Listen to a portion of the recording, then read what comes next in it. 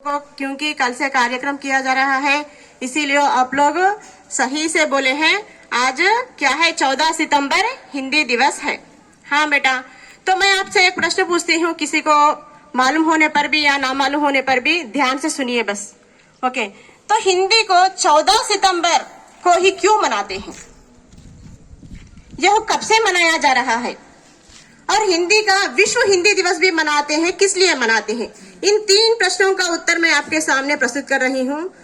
तो हम लोगों को हिंदी दिवस इसलिए मनाया जाता है कि 14 सितंबर 1949 को हम लोगों को स्वतंत्रता मिलने के बाद में 2 साल के बाद में, और इसके लिए हमारे महात्मा गांधी जी भी बहुत कुछ प्रयास किए हैं, और उसके बाद में ही हम लोगों को इसको हिंदी भाषा के रूप में समन्वित किया गया है, गौरवान्वित किया गया है। और उसके बाद में 1953 से हम लोग इसको राज्य भाषा के रूप में और राष्ट्र भाषा के रूप में हिंदी दिवस को मना रहे हैं।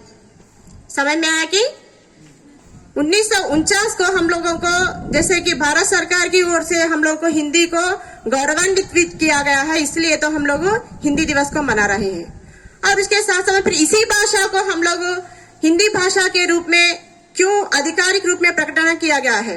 इसका उत्तर यह है कि जैसे कि हमारे भारत के अलावा विश्व में भी हिंदी को जानने वाले, हिंदी को समझने वाले, हिंदी को बात करने वाले 77% के लोग हैं, इसीलिए तो हिंदी को द्वितीय भाषा के रूप में अपनाया गया है। यह बहुत गर्व की बात है। और हमारे महात्मा गांधी जी ने कहा है कि हिंदी को जनमानस की भाषा कहा है, क्योंकि हिंदी को हमारे ओर से है, इसीलिए उन्होंने कहा गया है। और उसके साथ साथ में 1953 से हम लोग हिंदी दिवस को मना रहे हैं, और विश्व हिंदी दिवस को हम लोग 10 जनवरी को विश्व हिंदी दिवस भी मनाते हैं, क्योंकि भारत के अलावा विश्व में भी हिंदी को बढ़ावा देने के लिए विश्व हिंदी दिवस भी जनवरी 10 को मनाते हैं।